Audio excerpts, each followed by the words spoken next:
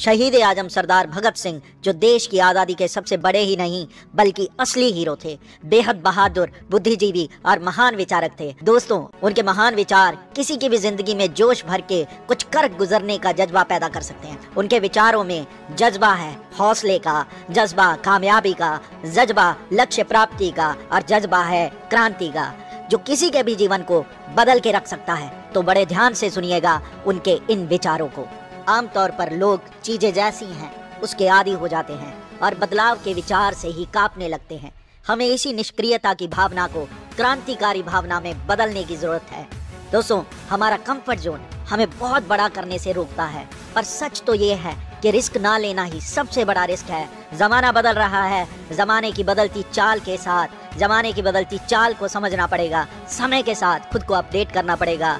अगर हम नहीं बदलेंगे तो जमाना हमें बदल देगा। उनका एक महान कथन, जिंदगी तो अपने दम पर जी जाती है, दूसरे के कंधों पर तो जनाजे उठा करते हैं। सच है, सेल्फ रिस्पॉन्सिबिलिटी पे ये एक महान कोट है। और याद रखिएगा, जिम्मेदारी दी नहीं जाती बल्कि जिम्मेदारी ली जाती है। अपने जीवन को बेहतर बनाने के लिए केवल हमें ही खुद कुछ सोचना पड़ेगा, कुछ करना पड़ेगा। याद रखिए, भगवान भी उनकी मदद करता है जो अपनी मदद खुद करता है। किसी व्यक्ति या भाग्य के सहारे बैठने के बजाय हमें अपने जीवन की जिम्मेदारी खुद ही उठानी पड़ेगी। इतिहास गवाह है, कभी किसी को कोई हक थाली में परोस कर नहीं देता, बल्कि अपने हक की प्राप्ति के लिए हमें लड़ना पड़ता है। उनका एक महान विचार, किसी भी कीमत पर शक्ति का प्रयोग न करना काल्पनिक आदर्श है। और देश में जो नवीन आंदोलन शुरू हुआ है, जिसके शुरुआत की हम चेतावनी दे चुके हैं, वो गुरु गोविंद सिंह, शिवाजी, कमाल पाशा, राजा खान, वाशिंगटन और लेनिन के आदर्शों का अनुरूप है। दोस्तों, भगत सिंह के विचारों में गुरु गोविंद सिंह, शिवाजी, लेनिन की प्रेरणा थी।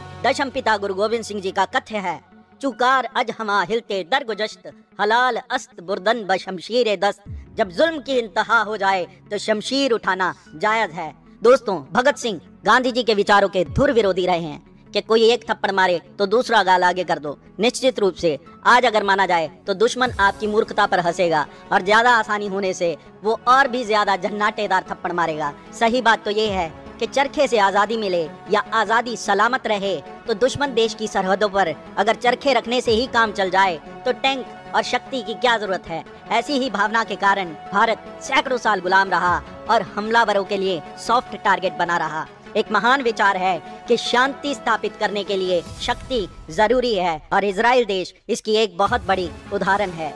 उनके इसी कथन की पूर्ति करता हुआ उनका एक विचार, जब शक्ति का इस्तेमाल किसी को तंग करने के लिए किया जाए तो ये हिंसा है, पर जब उसका इस्तेमाल महान उद्देश्य की प्राप्ति के लिए किया जाए तो ये नैतिकता है। दोस्तों, शहीद आजम भगत सिंह के इस विचार पे ध्यान दीजिएगा।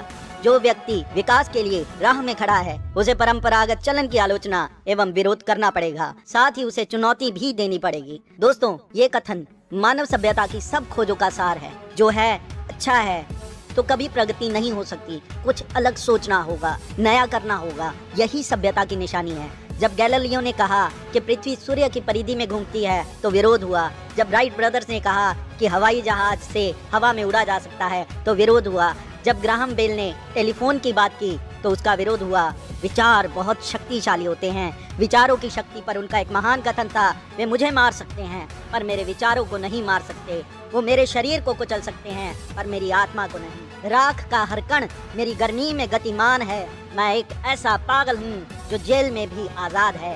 क्या कहेंगे उस हाथी को जो अत्यधिक बलशाली होने के बावजूद भी मानसिक गुलामी में बंधा हुआ है। हमारा हाल भी ऐसा ही है कि अदृश्य मानसिक जंजीरों ने हमें आजाद रहते हुए भी बांधा हुआ है।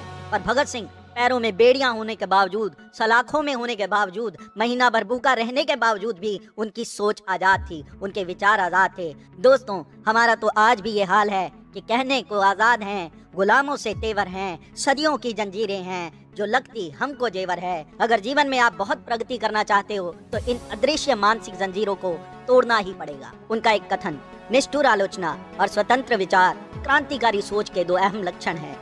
ये विचार स्पष्ट रूप से कहता है कि कुछ भी गलत हो रहा है तो उसका कारण जुल्म करने वालों की संख्या नहीं बढ़ी बल्कि जुल्म सहने वालों की संख्या बढ़ गई है। दोस्तों, हमें भी बेखौफ होकर अगर कुछ भी गलत हो रहा है उसके खिलाफ अपनी आवाज को बुलंद करना होगा। अगर हम ऐसा नहीं करेंगे तो अगला नंबर हमारा होगा। इसी विचार की पूर्ति करता हुआ उनका एक विचार, मैं मानव हूँ और जो कुछ भी मानवता को प्रभावित करता है मुझे उससे मतलब है। दोस्तों, मेरा मानना है सच्चा देशभक्त किसी भी जाति, मजहब, धर्म से ऊपर उठकर मानवता को अपना पहला धर्म मानता है।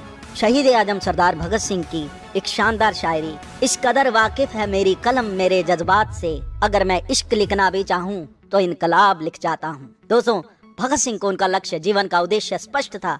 यही कारण था कि जब उनकी शादी की बात चली तो घर से भाग गए और अपनी माँ को खत में लिखा कि देश की आजादी के लिए दी जाने वाली कुर्बानी ही अब उनकी दुल्हन है।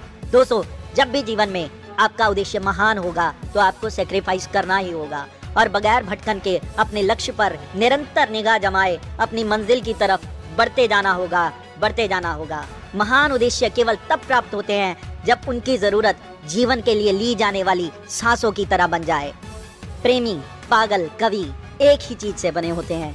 और आखिर में उनका एक शेर, मेरे सीने में जो जख्म है वो सब फूलों के गुच्छे हैं, मेरे सीने में जो जख्म है वो सब फूलों के गुच्छे हैं, हमें पागल ही रहने दो, हम पागल ही अच्छे हैं, हम पागल ही अच्छे हैं। इनकलाब जिंदाबाद, इनकलाब जिंदाबाद।